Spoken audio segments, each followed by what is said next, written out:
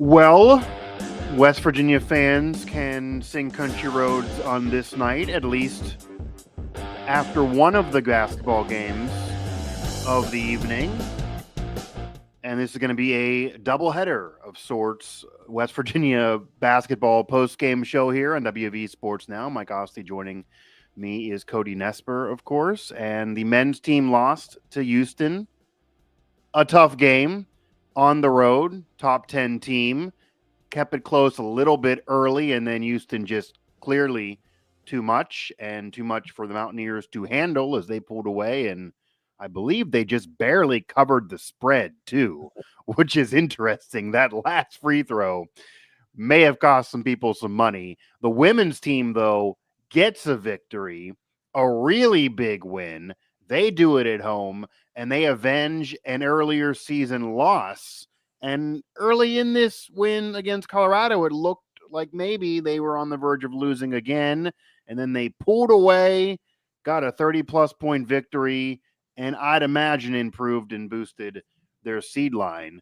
So, Cody, we're going to start with the men, go to the women. If anybody joins us here in the chat, we'll definitely go to you and talk to you in the chat. Otherwise, it'll just be us here as we're wrapping up both of these games, both game recaps, and even some fan reaction over there at WV Sports Now. So for the men's game, they kept it close a little bit earlier. Hansberry ends up being the leading scorer with 16. Small has 13. Right there, just looking at the box score, that doesn't probably scream a victory to you. If you're going to map out this game, that probably wouldn't have been a recipe to win it.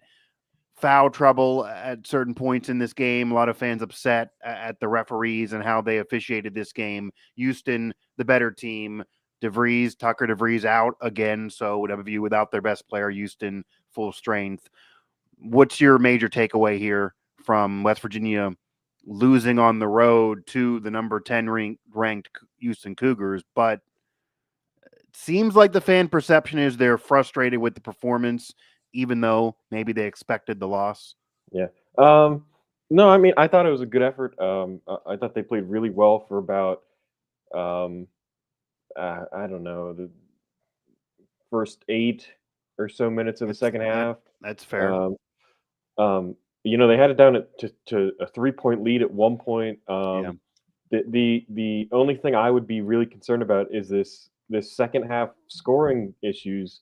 It happened again. It's happened in every single Big 12 game. And tonight it was just it's why they lost. They got it down to 3, and then Houston went on a I think 14-0 run. Yeah. West Virginia didn't make a field goal for 8 minutes. It's that keeps happening, and that can't happen. Like it even happened at Kansas, and they were able to pull that out because they had the lead. Yeah. But obviously, trailing Houston, you can't go 8 minutes without a field goal. And my other big takeaway is it was just Houston's really, really good. Like Houston's a lot better than even I thought they were. Kind of flying under the radar a little bit nationally. Yeah, they're really, really good. Yeah. The other weird thing, this was the first game where I think Eduardo Andre didn't play great defense on Juwan Roberts. Like obviously Roberts was really good, but we've seen Andre be shut down, locked down in the post, and he really struggled against Roberts in the first half, and then they started doubling in the second half, and that opened up LJ Cryer, who hit a whole bunch of threes in the second half. But people are upset because it's a loss, and it was close and it got away. But I thought it was a good performance by the team. I thought it was a good effort. It obviously a tough place to play. They've won 30 whatever games in a row there. Yeah. But if you can win it at Lawrence, you figure you can win anywhere. But that Houston defends home court, to say the least. Yeah. So nothing other than the second half stuff, which is I guess going to be the narrative for this year. At least it is right now. Other than that, nothing overly concerning from this game. I don't think anything's really overly concerning either. Mostly because I expected this outcome. I expected them to lose. Despite the Kansas win, I do think that was just a really bad day for the Jayhawks, and this is kind of who the Mountaineers are, a little bit of a roller coaster ride. They could beat anybody if they're hot. They also could lose to anybody if they're not. They did struggle even in some recent wins against Oklahoma State and Colorado, and those aren't great teams. So when they face a great team like Houston, who I do think is kind of underrated despite being top 10 team. Yeah. This could be the result, but it does also feel like they could have done more and they kind of did blow it at the end, which is kind of what you're talking about. That's, I think, where the fan frustration comes in to be, especially when you don't have your best player. So I guess that goes into another question that wraps around Tucker DeVries' absence, and we still really don't have a timetable for him. What can be done to avoid the scoring droughts without Tucker DeVries and without establishing a clear 1-2-3 scoring lineup? Small is that top player. He was not even the leading scorer in this game. Hansberry got 16 in 20 minutes. You don't always figure to get that out of him. There's really nobody else that kind of fluctuated. And Darren DeVries has said point blank, he's not worried about having a number 2 and 3 score. It can fluctuate. He knows Small's the top guy if Tucker's out, and when Tucker's back, it's Tucker's show. But if that's the case, what can he do to avoid this? Because there's no one they can really rely on. Yeah. And Small was 4 for 11 from the field in this game. So if he's 4 for 11 and you're facing a top 10 team and you're in a scoring drought and Tucker DeVries is not there, what the hell do you do? Yeah. I think one of the biggest issues for the offense is like some guys just disappear in games. Like Tony Okani had a really good start to this game, and I'm not sure he scored after like 2 minutes. Like right, like I don't even, like watching it. I don't understand where he goes and why he stops getting the ball. And the same thing with Jonathan Powell. He hit that big like buzzer beater 3 early in the second half, and then he took like Connie had more he was shots. 3 for 7 from the field, but 8 in 36 minutes. Yeah, so it's like, and this wasn't just this game. This happens a lot of times for these guys. Is they are productive a little bit early. They're passing the ball around early, and then they just like Jonathan Powell just disappears out of the offense for big stretches of games, and I don't understand it. Especially, teams keep running 2 guys at Javon, and it's like you think that would be the time for Powell to stand in the corner and be open and hit shots, but that's just the offense hasn't worked like that. And Okani, like, especially with Tucker not there, this should be the time. So it's like I really don't understand why those 2 guys. And I don't think it's not that their fault. They fall out of the offensive game plan, and I don't. I was about to ask. I mean, Darren DeVries has done a great job this year. He's widely regarded as a great coach. His staff has had success. Chester Fraser has won conference titles pretty much everywhere he's been and is coming from a power job at Illinois. With that said, is this something on the players for you watching, or is there something these coaches should be doing to engage these players? And maybe there's an issue there. Maybe they need to get to the drawing board and avoid this. Where does this fall for you if it's continuously happening? Yeah, I think the coaches need to force it a little bit. They need to force the ball to some of these guys. And we saw that early in the year. I mean, remember really early in the year, Mike, you and I talked about like Tucker had to handle the ball more. Javon had to handle the ball more. And, he was a little gun shy early. And they did that, and that worked wonders down in the Bahamas where Tucker was on the ball constantly and Javon was on the ball constantly, and you let it run through those guys. Well, here we're seeing, there needs to be another change where, like, you got to force some shots into Powell's hands. You've got to just force it when you're in these second half lulls. And they did that a little bit. He drew a foul. He missed another 3 during that stretch. But, like, Okani's really good at cutting to the hoop. They never give him cutting opportunities during these droughts because, they're never playing 5 out. They want to do this offense where it's Javon and he gets either Eduardo or Amani in the pick and roll, and then they either roll to the basket or Amani can obviously shoot like he did tonight. That's the offensive sets they want to run. But then it leaves Sincere Harris out of the offense. It leaves Okani out of the offense. It leaves when the Yesufu's in, he's out of the offense. It leaves like everybody else out of the offense, unless they get like a kick out, which doesn't happen all the time. So I do think, just like we talked about early, they need to change. I do think they need another change right now of just you got to get some more guys in. As good as Javon is, like against a team like Houston, he can't just be Superman for 40 minutes. And he was off. I mean, he was off shooting in this game. And I give Houston credit for that because they ran at him. They double teamed him, right across half court. They weren't going to let him beat him. And outside of that stretch by Amani, nobody else from WVU was going to beat him. And so Yeah. you've got to have a counterpunch to that, and West Virginia just didn't. The solution can't be let's hope Amani goes unconscious for a couple minutes, right? Right, There right, just right. needs to be something else in the offense to account for that. Which they have talented guys. You'd think they should be able to do it. They just haven't really done it yet. Yeah, Cody Nespor, Mike Asti here. Our combo WVU basketball postgame show. The men lose, the women win. Right now, still talking the men's game, a 70-54 loss on the road at Houston. And we do have a fan here in the chat. Unfortunately, this game showed the lack of depth is a problem when you get this deep into a Big 12 schedule. So, yeah, that's basically the case, especially when you have Tucker DeVries, your best player, out, and Hansberry missed games earlier in the schedule. He's now back. But you're dealing with injuries beyond even just Tucker, and it's going to be a problem. I don't know what they do to correct a lack of depth issue. Now, Yeah. you were talking about when the guys are on the floor, maybe there's a mishandling and trying to force the ball to certain players. That might be something they need to do to avoid situations like this, where they're going on scoring droughts and blowing games, when maybe this game could have been winnable. And let's face it, if they would have won this, they would walk in the NCAA tournament, no matter what they did the rest of the year. That would have been outrageous in terms of the staple wins they would have. They look really tired in the second half, 7 players against 10, and the refs made it tough as well, kind of what he's alluding to there. Yeah, that's part of it, but I do also think the fan commentary on the referees, I'm going to say this too, and maybe fans won't like this. Bob Huggins said this for years. Going on the road in a major conference, whether it's the old Big East or now the Big 12, you cannot expect to get the calls. If it's a close situation, you have to expect the home team's going to get the calls. They were able to win at Kansas despite the referees leaning towards Kansas, as they always do. Houston's not a blue blood, but they're at home and they're a top 10 team. You got to figure that. I'm not saying it's 100% fair, and I'm not saying every call was 100% fair. Granted, I don't think the referees get together and say, hey, let's screw the Mountaineers before tip-off, like it seems some fans think. But this wasn't a ref show. Houston was the better team. They pulled away at the end. West Virginia didn't get it done.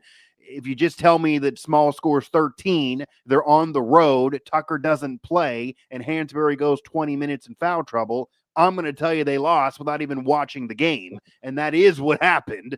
So I think the conversation on the referees is getting to be a little too much from what I've seen on social media and now still seeing here in the chat. But you got to expect it. I guarantee Darren DeVries is not having 16 meetings about being mad about the referees and calling the referees and trying to get, he's not trying to dispute the victory for Houston. They won, chalk it up and move on. The depth, though, I do not really know what you can do.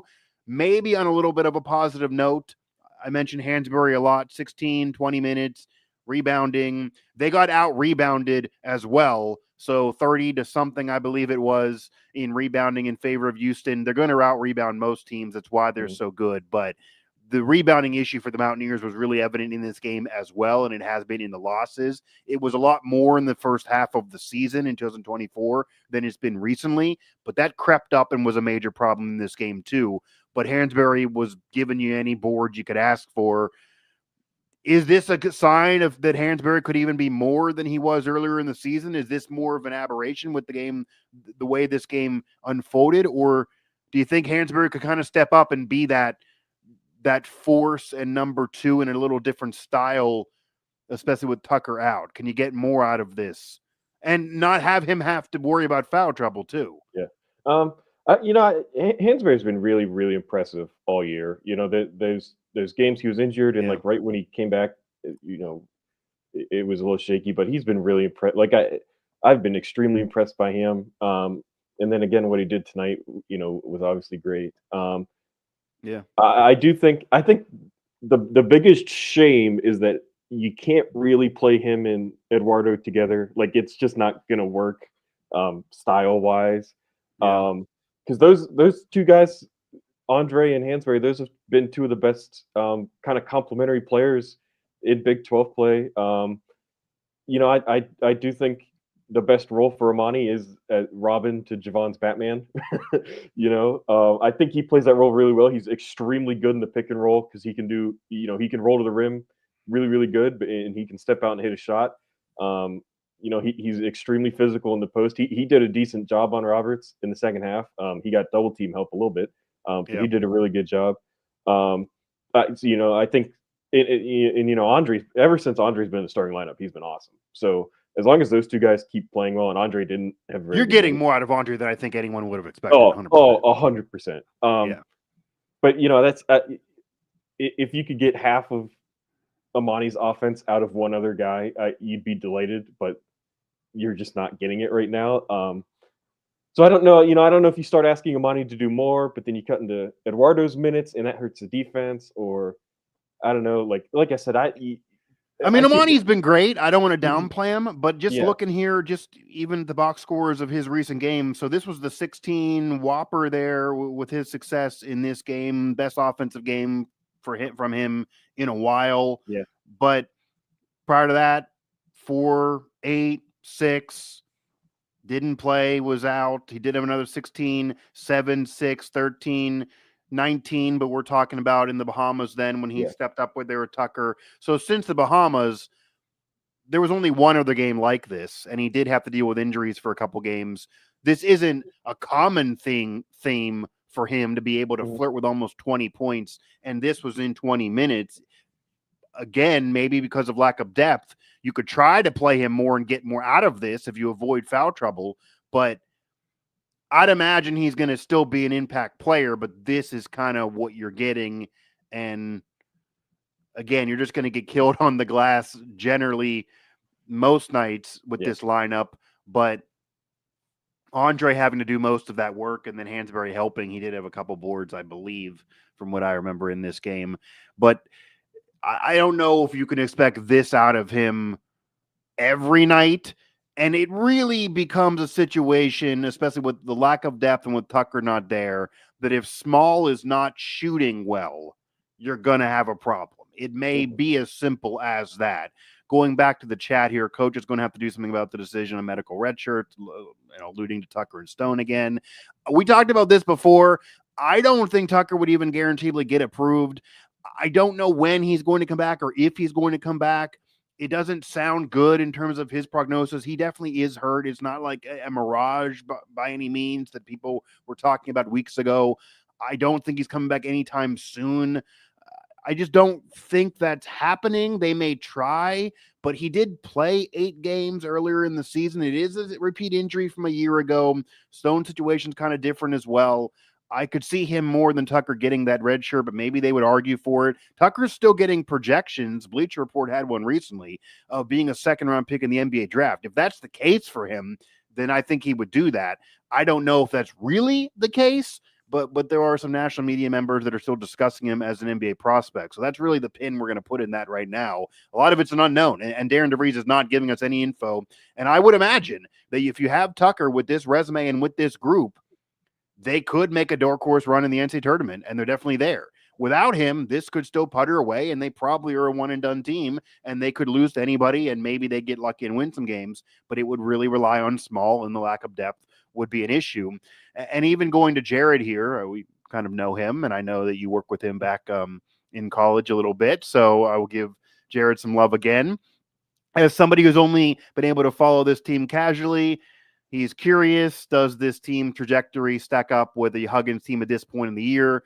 Now, Huggins teams, people would often criticize, didn't really get to be competitive in Big 12 play. And if they would dominate the out-of-conference schedule, they then would get sluggish in Big 12 play. Certainly the last few years of Huggins, they did make a run at the end of that last tournament season with Eric Stevenson and company, but it required him having a Jerry West type 3 or 4 game stretch, and I'm being serious, to make that happen. Usually Huggins teams would really struggle in Big 12 play.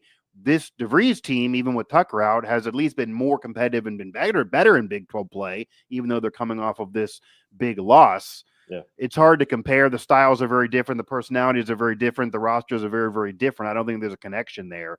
But obviously we both watched and followed a lot of Huggins basketball. Do you see this team, especially if they could be fully healthy, as a team under Darren DeVries that could get hot at the right time and then get hot and make a run in the tournament, something that Huggins wasn't doing in his final years as coach? Or are you seeing some parallels that the Big 12 is just so damn hard that no matter the situation, it kind of screws you and it makes you exhausted for the tournament? That said, the Big 12 did have teams in the final. They did have a recent national champion in Baylor. The Big 12 has fared relatively well in the NCAA tournament, granted not West Virginia. Yeah. You got to remember too, Huggins teams were dreadful on the road. I mean, And that's the major it's problem on the it's road in not the Big just 12. Yeah. it's not just they lost. I mean, they were terrible road teams. Yeah. Like I forget which year it was, either 1920 or maybe 2021. Like the home road splits were a joke. Like, Well, one of like those years I remember was just bad all the way around, but yeah. the road splits, road home splits one year were like home team is like a top 4 seed, road team doesn't win a game. It was ridiculous. So I think something positive for DeVries has been, and it's been 5 Big 12 games. There hasn't been a big home road difference. Obviously, winning in Lawrence puts a That's a nice little major feather in difference. it. Yeah. Yeah. They said on the broadcast 2 road Big 12 wins matches the last 3 years for West Virginia, I believe, which is hard to believe. Yeah. I mean, that includes the Eiler year, but yeah. Yeah. But So I right. think that's good. And I never understood why the Huggins style didn't travel. Because you think defense travels, You but I would guess think. Yeah. when you get in somebody else's gym and they get the home crowd energy, maybe offense is better. And so far, DeVries, outside of Pitt, DeVries' style has traveled extremely well. Yeah. Well, Huggins' style traveled and was great early in his tenure, and Yeah. maybe even a little bit in the middle of the tenure when you had Deuce McBride. The end of the tenure, it didn't travel at all, and they really never had a star they could rely on. You could argue Stevenson, but yeah, it didn't travel, and they were just in Big 12 play. They weren't nearly competitive enough, and certainly couldn't win on the road against any quality opponent. And it does feel like that, with the exception of this game where they do lose convincingly. And again, Tucker not there, and he's been out a while, and who knows if he'll be back this year, that they have been a competitive team in every game in conference. They do have the staple road win at Kansas, which is a historic win already for the program, even though in year one of DeVries that Huggins could not pick up. So that's the ding on Huggins' career resume, that he has the Final Fours. He has the 900-plus wins. He did win big at WVU. He did get to Sweet 16s 3 years out of 4 after the Final Four. So it's not just that Final Four year. But with all of that said, and that's just the West Virginia run, we could even go back to Cincinnati and his overall career. Once he was in the Big 12, he never was able to win the conference. He was never able to really flirt with winning the conference. They were close a couple times, but they were never an elite team in the Big 12. They would get in off of analytics, or Deuce McBride certainly helped in that middle period run, but it wasn't nearly what it was early in his tenure. It wasn't nearly ever 2010 ever again. And DeVries is only in year one, so it's tough to say, but it feels like he has the ability to get them there. If they have, if recruiting wise, from what he's bringing in, what he can do in the portal, what he's doing with high school recruiting, he does have an NBA prospect on this roster, even though it's hurt. And Tucker DeVries, his son, if you get him to the NBA, that'll help you, whether it's this year, next year, or whatever. And getting this team to the NCAA tournament in any capacity with already staple victories, including one on the road and a couple from a tournament, already a gigantic deal after coming off of the Eilert experience that arguably is the worst season in program history. And even the end of Huggins wasn't that great. They got in with 17 wins off analytics. You imagine this could even be more. Do you think KenPom moves? How do they feel about this? Because it makes sense that they weren't expected to win, and they didn't win. And Houston was a 16.5-point favorite, and they won by, they won by that. So makes sense. But KenPom been a little bit helter-skelter, positive and negative for West Virginia, where they moved them up and they were favorable to them. Despite sluggish in games they were favored to win and almost lost. And it wasn't like they experienced anywhere near the spike that you would imagine they should after the road Kansas win. So it's been kind of hard to gauge Ken Pom and net and analytics this year, which they're going to rely on. Any predictions on what you think happens? Common sense would be a road loss to a top 10 team in which you had it down to 3 points in the second half.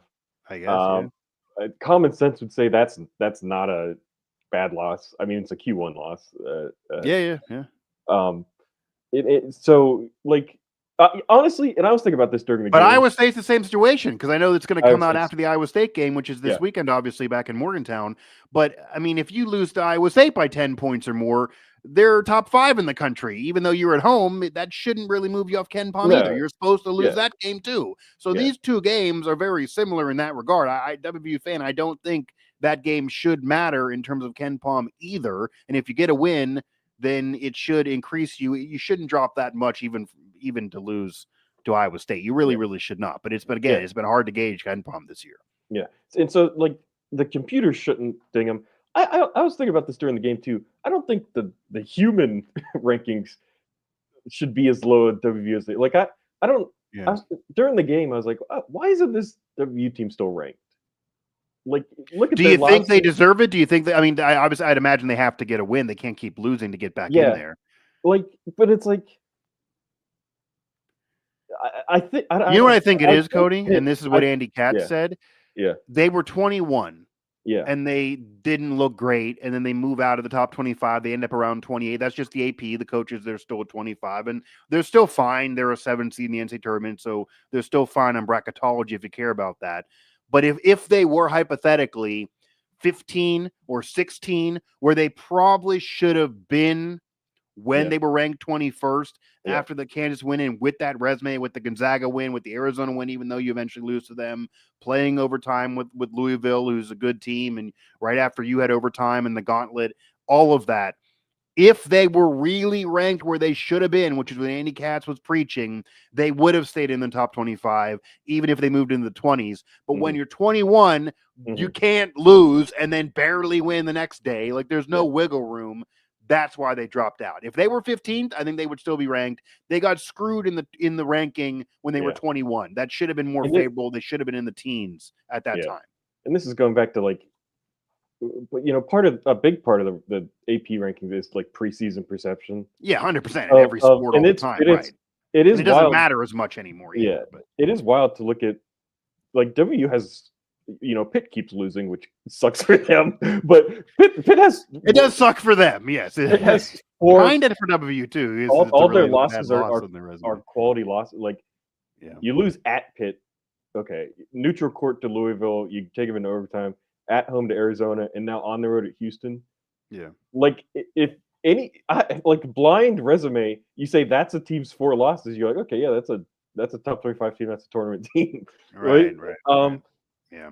So that's 100%. I mean, that's just something I was thinking about during this game. I'd imagine if they beat Iowa State, they will get back in there. If they don't, I find it hard to believe they're going to get in, even if they're playing close with these games being losses. But you never the hell know, and it really doesn't matter. And you could argue that the computers and bracketology did kind of do what you're saying. They actually moved them up. They went from a 10 seed to a 7, despite the slide that took them out of the top 25 in the AP. So the people that matter are basically saying that they are a good team. They are firmly a tournament team. They are a good team. No shade, but the AP poll does not really matter anymore outside of just whether you're ranked, and that's the national ranking that people do look to more than the coaches poll. But it really doesn't matter. And I just don't see how you're going to get back in there bringing up we should be ranked for WVU fans, even if these are losses. They're just not going to get ranked losing, even if they're the top 5, top 10 teams. They're going to have to get some of those victories. They're going to have to win some of those games. Maybe the next week, if they pick up some wins when the schedule calms down a little bit. Yeah. What I do. I was just looking after Iowa State, you get Arizona State and Kansas State. Right. Winnable games. And then you rematch Houston.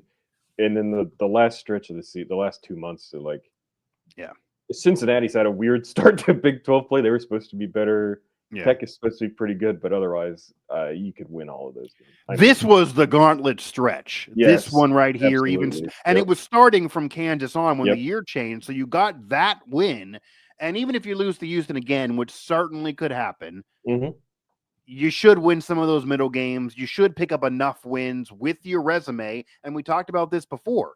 Unlike some Huggins years, they didn't enter 2025 desperate, even with Tucker out. Mhm. They entered the new year saying, we already have our resume wins. Mhm. We literally beat Gonzaga. Mhm. That's hard to do for anyone. Yeah. So we have the resume wins, and one of the teams we lost to, if you're WVU, you do have a victory against, even though it's months ago against Arizona in the Bahamas. So that resume is just going to be good unless somehow you lose 6 in a row or something like that to end the year. And even then you might crawl in because the schedule's tough overall, and they have the staple victories, and they should get to a certain bar. That was something that Huggins was going back to Huggins. That was something they were not doing at the end of Huggins. And obviously the Eiler year, you just throw it in the trash. Did you have anything else from this game of either a glimmer of hope without Tucker or another concern outside of just the depth and if Small doesn't shoot without Tucker? Because, again, we have to operate as if they're moving on again without Tucker DeVries. Going into that Iowa State game, knowing a little bit about what they do this year, what are your thoughts for that matchup and concern or any positives from the team right now? I think Iowa State might be the best team in the country. They're lucky that they're playing in the Coliseum and not in Iowa. Yeah. That'll be a game you just can't. You're not going to be able to go several minutes without scoring. It'll end up like tonight. Like tonight, they in the first half they had a little drought, but they rebounded and they got back into it. Iowa State's really, really stinking good, and you're not going to be able to lapse against them. And hopefully, hopefully the weather's better than it has been, and you get a big home crowd, and the crowd's energy keeps you in it the whole time. Because I think this West Virginia team, and they absolutely have so far, I think they can play with anybody. It's just they're not able to sustain, play for full games like you have to be able to be. Or you have to be able to do, and you hope maybe at home with a good crowd, maybe that'll get you over that hump. Yeah, and even though the weather's not been great, certainly in Morgantown, it's supposed to get a little bit better, even though I believe there's supposed to be rain. So if you're in the area, get down there and pack it in because they're going to really need the home crowd. Maybe they'll get some home cooking, officiating, and being at home in that Big 12 game. And these two categories really jump out from this Houston game as well. 30-17 in rebounding, losing that category, and then 11-6 in turnovers, losing that category. You cannot win on the road undermanned with a lack of depth, your best player on the floor not having a great night shooting. You get out rebounded and you turn it over more. I mean, that's it. Like, there's no chance. That's how you got the score the way it was, even if you feel it maybe would have been different with Tucker, or you feel like the referees weren't on your side. Those categories right there show you they just didn't play better basketball, and they made some mistakes, and they lost to a better team. I do want to flip it to the women. They won. Talk about revenge and avenging a loss. They avenged a bad loss against Colorado weeks ago. They now get a victory against Colorado on their resume. Mark Kellogg, they put the video up. He's dancing with a hat on. I've never seen him that happy, quite frankly, because he's very even keel and looks for perfection. And I was expecting the postgame presser to be, I'm still unsatisfied that we were close early on in the game. But no, he's dancing. He's excited. And they do kind of come alive a little bit in that fourth quarter where they're able to pull away and get a convincing win, not only avenging the loss, but getting a convincing win. Because remember, in that Colorado loss, Colorado came back and bit them and gave them that blemish on their resume. And we talked about on a recent episode of Mountaineer Report that this women's team, they're trying to do more than they did last year, where they got in and lost in the second round and won a tournament game and then lost to Caitlin Clark, and they had a bad seed, and that's why they didn't go to the Sweet 16. They had some blemishes right now on their schedule that forced them into that 9 spot. They won in a situation where they're in a favorable seed, where they can make a Sweet 16 run at least, where they don't have to play the one in round 2. And to do that, you avenge that Colorado, you kind of make up for it, and you boost the resume. And I just can't say enough how big of a deal this win is, and winning the way they did it. Yeah. They did to Colorado what Colorado did to them out in Boulder a couple weeks ago, where they just destroyed them in the fourth quarter. It was 24-6 in the fourth quarter tonight. I was joking, when I flipped over to the men's game, it was in the single digits. Then they win by 30, and I'm like, what the heck happened there? I mean, the women literally were losing after the end of the first quarter. It was 22-15 at the end of the first quarter. They then went on a 16-2 run in the second, and they kind of pulled away there, but then it still was a little bit, closer in that third, and then the fourth was just, crazy for WVU. But I looked at the score a few times, checking in addition to watching the men, and thinking, this is going to be a really bad loss to lose twice to them.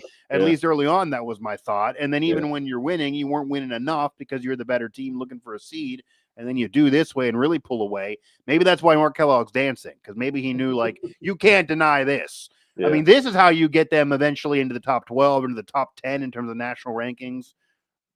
That's how they crawl back there. And they're doing it coming off of a bad loss as well. So that also shows some fortitude for this team to not let that unravel. They had a bad day. They lost. It hurt them in the ranking, but they're still there. And to show up like this and avenge an earlier season loss, that's a big deal. I mean, that shows the team has the mental fortitude to be a Sweet 16, Elite 8, a dark horse Final Four team. That type of team would win this way in this situation.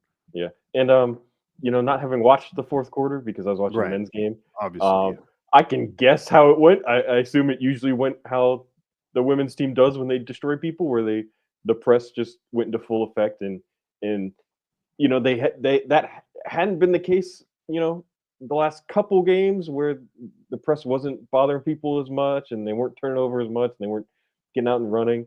Again, I haven't watched the fourth quarter. I assume that's what happened based on the score. But that's the way, when the women can play that way, you watch them and you're like, I don't know how they ever lose a game, to be frank. They have moments where it doesn't look like they could lose a game. And just reading down the box score here, Quinterly 19, Shaw 19, Watson 10, Blackstein 10, Harrison 9. I mean, that is depth in scoring right there. The only interesting thing is they got out-rebounded despite winning by 30. That's wild. That doesn't happen whether you're on a pickup game or whether you're playing in, NCAA men's or women's. And they did force 29 turnovers, which that's wild. And that cancels out rebounding, and that's how you win big. And for the overall number here, they won it 73-46, and that is after losing the first quarter. So now 14-3 on the year. They avenge one of those losses.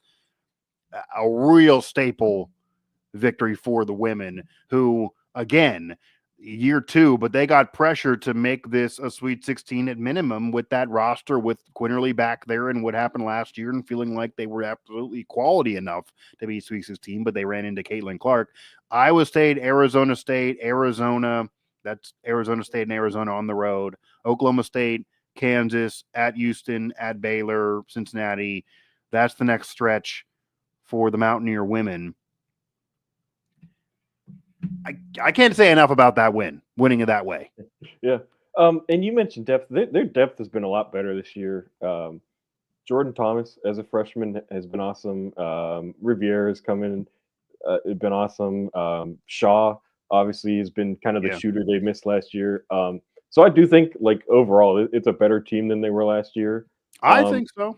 There's been stretches, not even stretches. There's just been like moments this year where they haven't played up to that for whatever reason. I don't think they played as well in the regular season as they did last year. I think the roster might be better. Yeah. So obviously tonight it looks like they got back to that, and if like they're gonna go into a pretty favorable schedule stretch. Yeah. And it's if you rattle off a whole bunch of wins, you're gonna get way back up in the rankings, and you are gonna be able to go and get a really good seed. Another big thing would be making a Big 12 tournament run, which they didn't do last year. I'm sure that's true, and that hurt them seed wise, 100%. You'd imagine. So if you can, get hot at the end of the year and go into the tournament and win 2 or 3 games, that would obviously be a big boost too. Yeah. They're weirdly like not like here today. They're not in position to be seeded better than last year, but obviously it's most of the Big 12 schedule is still left, and as long as they can get hot and not even just get hot, if they can just play like they usually play, like they're Yeah. supposed to play, they're going to be perfectly fine. Yeah, and I'm sure they're also preparing to dominate and get wins like this with the mentality, and I'm sure Kellogg and his staff knows this. They were getting projections of a 6 and 7 seed. They end up getting even worse when they got in the NCAA tournament because they didn't do anything in conference play. I'm sure they're thinking, we not only need to win, we need to win big, Yeah. because whatever the seed projection is, it's going to end up being a couple worse. Like, they're probably figuring if they're getting on bracketology at a 6 or 7, we're going to be a 9 or a 10. And like, they got to make sure they don't, lean in on what the projections are, and they got to really hammer home and embarrass teams if they got to. And that's kind of what they're doing. They have the ability to win big like this. And I did see a question there on Quinterly being a little off shooting wise this year. Yeah. She's had a roller coaster ride of a season. Yeah. 100%. Kellogg talked about it in the first half of the year. They didn't really need her to do more at that point, but there was concern. You could hear it in his tone on if she could do more, if she could be where she needs to be for this team to really make a run. You don't want to rely on her to carry you like they kind of were at points last year, but she had a better year last year. That said, 19 points in this game, so I think it's a weird game to be discussing this. She clearly had a solid game in this game, and Shaw was an addition. That's a new spark plug for the Mountaineers as well, which is why I think this roster is better. But she's had a roller coaster ride. Do you think this team is more suited to be able to make a run, whether it be in the Big 12 or the NCAA, without JJ having to carry them and stack these Conference Player of the Week awards, etc.? Yeah. She's having a worse year. Last year, she was Conference Player of the Year. Can she be at this level where it's a roller coaster ride and have this team make a run, or does she need to get back to where she was a year ago for you? Yeah, JJ's never been a great shooter. And I think this year she's not an efficient shooter, right? Right. Yeah. That's a better way to put it. I think this year a big thing is like, she's not having to do it all. Like last year, there were games where at Iowa, where she just had to do everything. Yeah. Because they didn't have the supporting cast. And this year, I think they have it. Shaw, Jordan Harrison, the big girls off the bench I mentioned. Like, yeah, I'm sure if you figured out her usage rates, I'm sure last year was off the charts, and it's way down this year. I'm not overly concerned with her.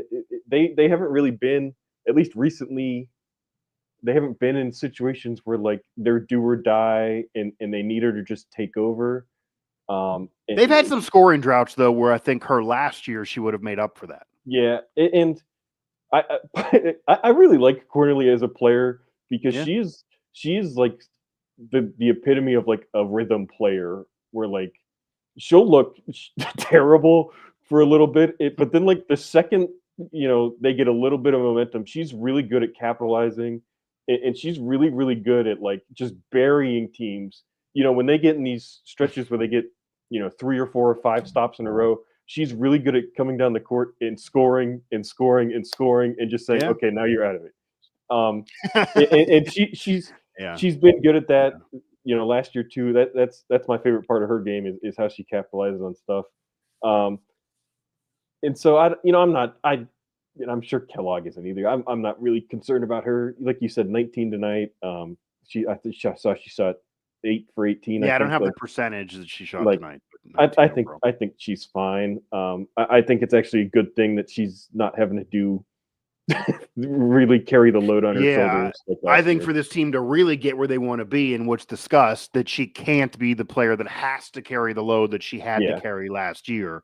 So I do think this roster is better put together to make a run without her having to carry the load. Yeah. There is a concern, though. I don't think she can have a 2 for 12 shooting night like she Sure, did yeah. at points earlier in November in order for them to make a run, whether it be in the conference tournament or the NCAA tournament. And I do think they need to make a little bit of noise in the Big 12 tournament to get a favorable seed line, which they didn't do last year. They were all in their feelings, but I think it is partly because they had a great regular season, and then it almost felt like they kind of just sat back in their laurels and were like, we're in, like, screw it, we're taking a vacay. Like, that's not going to work. They got to show up. So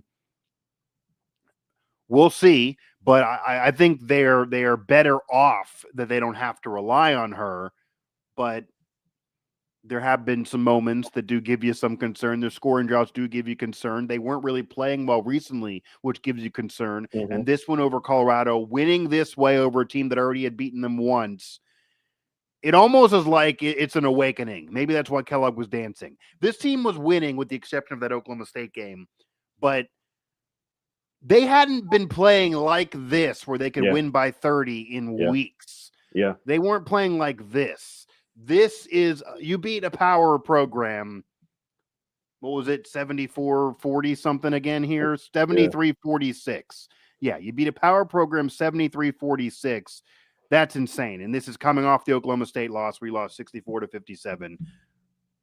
Shouldn't have lost that game, but this makes up for it, and you get to come alive again and show really what you're worth. So, okay, we got some stats here. 46% last year, 41 this year. So it's down. She's not been the same shooter. The volume is there, though. She's still the best player. She's only a couple years into being the team leader. She was more of a role player a few years ago under Maddie Smith and company. So I don't think she needs to be 46% like last year and give you the volume and the efficiency like last year and be a Conference Player of the Year player like last year to make a run this year because Shaw and others are there. I think this is a better roster, better team, more depth there. So she can give you 41%, not be the Conference Player of the Year, just be good. And they maybe still could do it if they get a better seed line. I think it's very, very possible that the roster is more suited to not have to have her carry so much, which I'm sure is better for the coaches, even if they obviously would want her to be at her peak. So that'll do it for this post-game show. 2 games, 2 conversations. The Mountaineer men lost on the road to Houston, lost convincingly, but they kind of were supposed to. Tucker DeVries still not there, and it's becoming a problem now for depth, to say the very, very least, but a gigantic matchup with Iowa State in Morgantown coming up this weekend. That's a really, really big deal. You win that game, you can start taking breaks. You lose that game, you're not going to get back in the ranking, but at least playing them tough would prove something maybe. Mm-hmm. That's a home game, even though they're ranked better than Houston. Have that be a closer and better result maybe. Don't go through scoring droughts. We'll see what Darren DeVries does if he tries to ignite anybody else besides Small, especially if Small starts out slow like he did against Houston, and maybe they'll get some home cooking calls. The Mountaineer women got a big win avenging that other loss, and they won it convincingly, so you can't ask for much more from them. WVU fan, you'll be there. We will both be there, doubling up the coverage as well for WV Sports Now. So get excited and get into it at the Coliseum because they're going to need you for sure. And I imagine, even though it's always a conversation, Cody, maybe we're going to be having this after the game if they would have the upset. West Virginia's an historic program. They've been a little down recently with drama. I'd imagine they win that. You're going to see a court storm or at least an attempt, and then you're going to have a national conversation. Should they do it? Because obviously there's a history there. Are they too good of a program to be doing that? I think what the fans have dealt with the last couple of years, they're going to go out there and they're going to do it. And these kids are not going to care about, Jerry West, Bob Huggins, and the history and Hot Rod Hudley and all of that. They're going to want to get the energy out because the students there right now have not seen the greatest days for the basketball program. And maybe it's turning around.